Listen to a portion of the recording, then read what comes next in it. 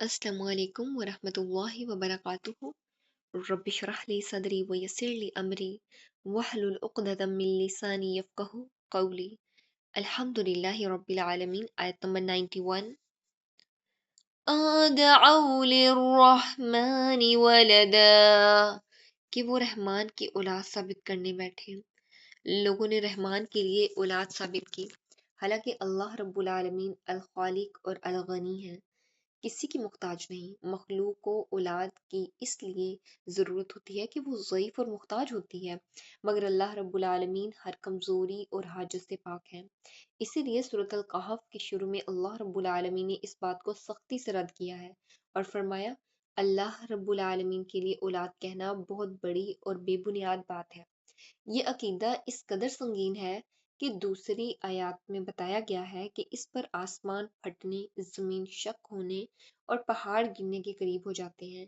इससे वाज़ेह हो जाता है कि अल खालिक और अल मखलूक में बहुत बड़ा फ़र्क है और अल्लाह रब्बुल आलमीन के साथ किसी को शरीक या इसकी औलाद ठहराना नहायत बड़ा जुल्म है। आयत नंबर 92। वमा यंबगी लिर्रहमानि अन यत्तखिज़ वलदा, शान रहमान के लायक नहीं कि वो औलाद रखे। अल्लाह ताला वाज़िह फरमाते हैं कि रहमान के लिए औलाद बनाना इसकी शान के बिल्कुल खिलाफ है, क्योंकि वो अल खालिक और अल गनी है और किसी का मुख्ताज नहीं। औलाद की ज़रूरत सिर्फ मखलूक को होती है क्योंकि वो ज़ईफ़ और फ़ानी है, जबकि अल्लाह रब्बुल आलमीन हमेशा से हैं और हमेशा रहेंगे। इसलिए अल्लाह रब्बुल आलमीन के लिए बेटा या औलाद साबित करना इसकी अज़मत के खिलाफ और बहुत बड़ी गलत बात है। इसी मज़मून को सूरत अल कहफ के शुरू में भी रद्द किया गया है। अल्लाह रब्बुल आलमीन के लिए औलाद कहना बहुत बड़ी और बेबुनियाद बात है। इस आयत से मालूम होता है कि अल्लाह रब्बुल आलमीन हर हाजत और कमज़ोरी से पाक है। आयत नंबर 93। इन कुल्लु मा फिस समावाति वल अर्दि इल्ला आतिर्रहमानि अब्दा, आसमानों ज़मीन में जो भी हैं सब के सब अल्लाह रब्बुल आलमीन के गुलाम बनकर ही आने वाले हैं। अल्लाह ताला अपनी अज़मत और वहदानियत को वाज़िह फरमाते हैं कि आसमानों ज़मीन में जो भी मखलूक है सब अबदन यानी अल्लाह रब्बुल आलमीन के बंदे हैं और क़यामत के दिन इसी हालत में पेश होंगे। कोई भी मखलूक अल्लाह रब्बुल आलमीन की रुबूबियत से बाहर नहीं निकल सकती, क्योंकि सब इसके ममलूक और मुख्ताज हैं, इसके अंडर हैं। इससे ये हकीकत भी वाज़ह होती है कि मखलूक चाहे जितनी भी बुलंद हो जाए, वो फिर भी अल्लाह रब्बुल आलमीन की बंदगी से आज़ाद नहीं हो सकती। इसीलिए किसी को अल्लाह रब्बुल आलमीन का शरीक या इसकी औलाद समझना बिल्कुल बातिल है। ये आयत तौहीद को मजबूत करती है कि असल हकीकत सिर्फ अबूदियत और अल्लाह रब्बुल आलमीन की कामिल रबूबियत की है। आयत नंबर 94। लक़द अहसाहुम वअद्दहुम अद्दा, इन सब को इसने घेर रखा है और सबको पूरी तरह गिन भी रखा है।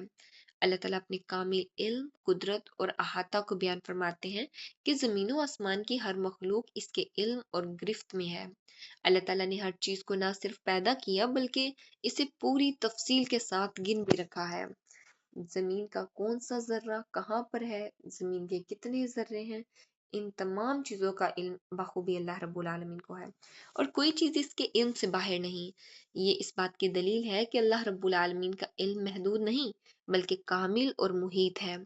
इससे इंसान को ये समझ आती है कि अल्लाह रब्बुल आलमीन की निगरानी से बाहर हुआ ही नहीं जा सकता, हर अमल का हिसाब देना होगा। इस आयत का मकसद इंसान को तौहीद, आजिज़ी और जवाबदही का एहसास दिलाना है कि इंसान को हमेशा ये याद रहे कि अल्लाह रब्बुल आलमीन हर वक्त मुझे देख रहा है और मैंने अल्लाह रब्बुल आलमीन के पास जाके इसका जवाब देना है जो मैं काम कर रहा हूँ। आयत नंबर 95।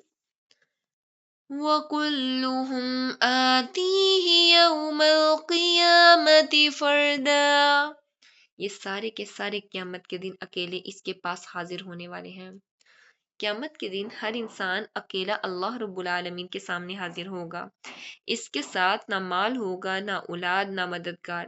دنیا میں جو رشتے اور سہارے انسان کو طاقتور لگتے ہیں وہ سب اس دن ختم ہو جائیں گے، کوئی بھی کسی کا ساتھ نہیں دے گا، اور ہر شخص اپنی حالت میں فردن پیش ہوگا۔ یہ منظر انسان کو یہ احساس دلاتا ہے کہ اصل تعلق صرف اور صرف اللہ رب العالمین سے انسان کا ہونا چاہیے۔ اگر اللہ رب العالمین کے ساتھ کنیکشن سٹرونگ ہوگا تو نجات صرف اور صرف اسی وقت ممکن ہوگی۔ اور دیکھیں جب انسان اللہ رب العالمین کے ساتھ کنیکشن سٹرونگ رکھتا ہے تو آٹومیٹیکلی عمل صالح ہونے لگتے ہیں۔ اللہ رب العالمین سے دعا ہے کہ وہ ہمیں دین کا سچا فہم نصیب فرمائے، اس پہ خود بھی عمل کرنے، دین کا پیغام دوسروں تک پہنچانے کی توفیق عطا فرمائے، آمین۔ وآخر الدعوانا ان الحمد للہ رب العالمین۔ سبحانک اللہم وبحمدک، نشہد ان لا الہ الا انت، نستغفرک ونتوب الیک۔ السلام علیکم ورحمۃ اللہ وبرکاتہ۔